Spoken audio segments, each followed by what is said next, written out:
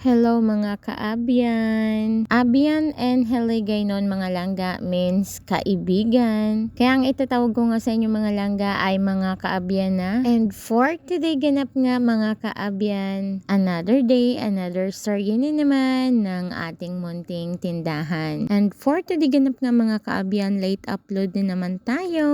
Year 2025 pa nga itong ating video mga kaabyan at ngayon ko nga lang siya ma-share sa inyo ang aking ganap. At dahil hindi na nga tayo nagtatrabaho sa company, kaya ito na nga ngayon ang ating bagong trabaho. At mas na-enjoy ko nga ngayon itong aking bagong trabaho mga kaabyan. Dahil ngayon nga ay hawak ko ang aking oras at wala nga akong boss. Pero syempre mga kaabyan, obligado pa rin na gumising tayo ng maaga. 4:15 nga ay nagbubukas na ako ng aking munting tindahan at minsan nga ay nalilate din ako gumising. Kaya minsan nakakapagbukas ako ng alas 5 o alas 6 kung mapasarap nga ang aking tulog. Pero normal lang naman yun mga kaabyan dahil palagi nga rin akong puyat.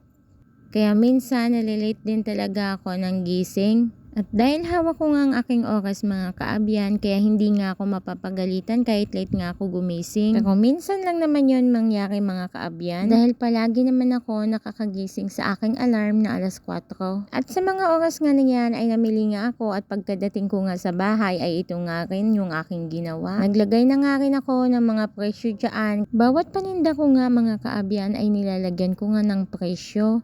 Para kapag ang asawa ko nga ang magbantay ay hindi na siya panay tanong sa akin. Pero ganun pa rin mga kaabyan, kahit may presyo nga minsan ay nagtatanong pa rin siya. Yun bang sinisigurado niya talaga kung ganun ba talaga yung presyo? Hay, nako na lang talaga mga kaabyan. Minsan lang naman magbantay ang aking asawa sa aming tindahan gawa ng may trabaho nga rin siya. Sa aming dalawa ay siya na nga yung nagtatrabaho sa company ngayon at ako naman ay nasa bahay na lang, ito nagbabantay ng aming munting tindahan. Simula nga nung nag-resign ako sa aking trabaho, year 2021, ay hindi na nga niya ako pinabalik para trabaho pa sa company. At siya na nga lang daw ang magtatrabaho at kaya niya naman ako buhayin. Aba naman talaga, iba din talaga kapag siniswerte ka nga sa iyong asawa. Isa nga ako sa mga babaeng sinwerte nga na magkaroon ng partner na very responsible nga. Simula nga nung nag-resign ako sa trabaho mga kaabyan, ilang taon nga rin ako na walang trabaho. Dahil hindi na nga ako bumalik na pumasok sa mga company dito sa amin. At taon din nga ang lumipas mga kaabyan na walang trabaho ang inyong ate Engay. At yun nga yung sinasabi ng iba na umaasa nga lang din ako sa asawa ko. Eh wala naman akong ibang asahan mga langga kundi asawa ko lang. Alam nga naman ako aasa sa iba ay hindi naman pwede ganun. At normal lang naman din talaga sa mag-asawa na mag-asahan sa bawat isa. Hindi naman pwede na sa iba kang asawa aasa. Yung mindset na ganun mga langga ay buang lang talaga yung nakakaisip. O di kaya yung naiinggit sa kung ano man ang buhay na meron ka. Sabi nga noon ng inyong Kuya Laren ay magtrabaho man ako o hindi ay kayang-kaya niya ako buhayin. Mas gusto niya kasi na sa bahay lang ako at full time ang oras ko sa kanya. Dahil wala pa nga kaming anak kaya siya lang ang aking inaalagaan. Ang gusto kasi ng aking asawa ay pagdating niya sa bahay, nakikita agad ako. Ay kung pumasok nga ako sa company, ay malamang pagdating niya wala na rin ako kung hindi nga kami magkakatugma ng schedule. Meron kasi pang umaga at pang gabi ng schedule. Ay kung hindi nga kami magkatugma, ay malamang hindi nga kami mag-aabot sa bahay. At kung matamaan nga na hindi rin magkapareho ang aming rest day, ay yun talaga ay hindi nga kami magkikita. Siguro magkikita na lang kami kung mag-absent kami pareho. Kung ako ay pumapasok din sa company. Kaya mas pinili nga niya na dito na lang ako sa bahay at ito na lang yung aking trabaho. At mas napaganda nga yung aking trabaho ngayon mga kaabyan. Kaya kung ako papipiliin ay mas maganda pa rin talaga na magnegosyo kaysa na pumasok sa mga company. At syempre mga kaabyan, iba-iba nga tayo ng pananaw sa buhay. Kaya kung mas prefer mo na pumapasok sa company, ay okay lang. At kung prefer mo naman na magnegosyo, ay okay lang din. Basta ang importante ay kumikita tayo mga kaabyan para hindi tayo masabihan na umaasa lang sa asawa. Charis! Sa buhay, ganun talaga mga kaabyan. May makarinig ka talagang mga negative comments kahit na wala ka namang ginagawa.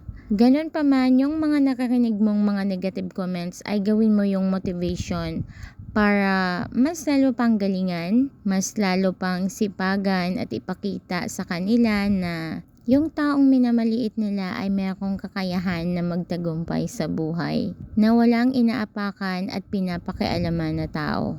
At tupagin na lang natin ang mga sariling buhay natin kung paano tayo makasurvive sa araw-araw at kung paano natin mapalago itong ating munting negosyo, mga kaabyan. Ako yung tao na mas prefer ko na nasa loob lang ako ng bahay. Kaya kong mag-isa, mga kaabyan. Dahil introvert nga ako, kaya mas sanay ako na mag-isa. Mag-isa ako pero hindi ako malungkot. Ganon kasi ang mga introvert, mga kaabyan. Ayaw nila sa magulong paligid o maiingay. Mag-isa lang talaga ako dito sa bahay, mga kaabyan, kapag ang asawa ko nga ay nasa trabaho. Aalis nga yan ng umaga at uuwi naman yan ng gabi na. At dahil wala pa nga kaming mga chikiting ay ako lang nga mag-isa dito sa bahay. Mag-isang nagbibisi-bisihan nga sa aking munting negosyo. At pagkatapos ko nga sa labas, mga kaabyan, ay nandito na nga ako sa loob. Ilalagay ko na nga itong aking paninda na ice pop. At nag-iisa na nga lang yung tira. Kaya nung namili nga ako ay bumili na rin ako ng panibagong stock nga. At hindi pa nga ako nakagawa ng yelo, mga kaabyan. Kailangan ko na naman gumawa ng yelo dahil wala na ngang laman ng aking freezer. Pero uunahin ko nga muna itong aking mga ice pop na ilagay para tumigis na nga dahil yan ang gusto ng mga bata. Isa nga rin yan sa mabili dito sa aking munting tindahan, mga kaabyan. At syempre mabili nga rin ang aking yelo na mahaba. Aww. Hindi ko nakita, mga langga. Tagtatluhan pala yung nabili ko. Tingnan nyo. Tagtatluhan pala siya. Wala kasi silang na dalawahan. Kaya ito yung aking nakuha. Hindi ko na-check kanina.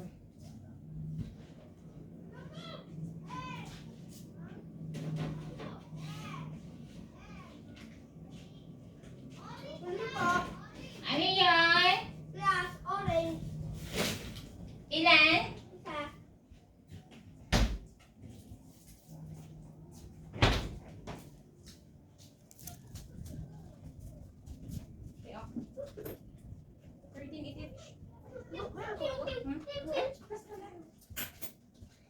Mali si ate.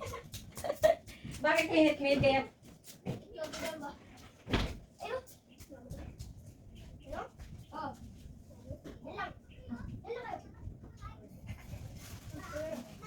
Ano pangalan? Ano pangalan ba ng pinit? Saan po yan, eh? Hindi kayo yung minam. Ha?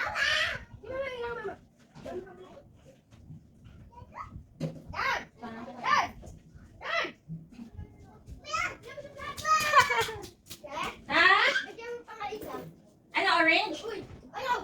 Orange apple? Ah, no, ano be? Apple po. Glass. Glass. Ganyan nga ako madalas, mga kaabyan. Kapag meron nga akong ginagawa ay patigil-tigil, gawa nga ng kapag may bibili ay syempre kailangan ko munang pagbentahan yon. At pagkatapos nga ay bumalik na nga ako dito para ilagay na nga ito lahat ang ice pop at gagawa na nga rin ako ng yelo pagkatapos niyan. Ang yelo nga na binibenta ko, mga kaabyan, ay pahaba siya kagaya ng binibenta sa probinsya. Kaya nung una nga ay nagtataka yung aking mga customer gawa ng mahaba nga yung aking yelo at hindi nga yung yelo na mataba. Dahil ang nakasanayan nga nila dito ay mataba nga yung yelo. Pero ang binibenta ko nga ay pahaba nga. Pero mabili naman siya, mga kaabyan. Ano yon? Isa. Toy. At toy. Ha? Toy. Ano sa'yo? Be, ano sa kanya? Ang binibenta ko nga ang yelo, mga kaabyan, ay nakakatulong nga sa pambayad ng bills namin. Kalahati nga nung bills namin ay ang yelo na namin ang nagbabayad. At yung kalahati naman ng bills ay doon ko nga kinukuha sa sahod ng aking asawa. Magkahati nga kami sa pagbabayad ng aming kuryente. Kung dati nga ang bills namin ay umaabot lang sa 200 to 300 plus, ngayon nga ay lagpas na 1,000. Kaya kailangan na nga namin maghatian mag-asawa para nga makapagbayad kami dahil kung hindi baka kami ay maputulan. Charis. Oh no! Kaya pasalamat nga rin talaga ako dahil ang aking yelo ay nakakatulong nga kahit papaano. Dahil simula nga nung nagka-appliances kami dito sa bahay ay syempre tumaas nga rin ang aming bills kada buwan. Pero okay lang yon mga kaabyan dahil kung i-divide mo nga ang bills namin sa isang buwan ay kada araw nga ay gumagastos kami ng 44 pesos. Not bad na rin mga kaabyan. Pero tayo reklamo mga kaabyan kapag makita natin yung bills natin na ang laki, umaabot ng 1,000. Pero mga kaabyan, para hindi nga tayo malakihan, try nating i-divide yung 30 days, so isang buwan yon, sa total ng ating bills. At doon natin malalaman kung magkano talaga yung ginagastos natin na kuryente kada araw. At ngayong bills nga namin mga kaabyan ay dinivide ko nga, kaya gumagastos lang kami bawat araw ng 44 pesos sa aming kuryente bills. Noong pagkakita ko nga ng bills ay nagreklamo na agad ako, gawa ng tumaas nga. Pero nung na-divide ko nga ay 44 pesos lang yung ginagastos namin sa bawat araw. Kaya hindi na ako nalungkot. Napasabi na nga lang ako na ay ganito lang pala yung ginagastos namin kada araw. 44 pesos lang pala. So okay lang, hindi pala masama na umabot ng 1,000 yung aking bills. Charot!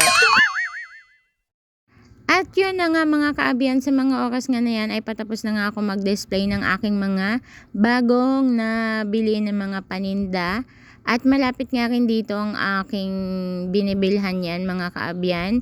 Sa baba nga lang, walking distance. At sa mga oras na yan ay tumgots na din ako.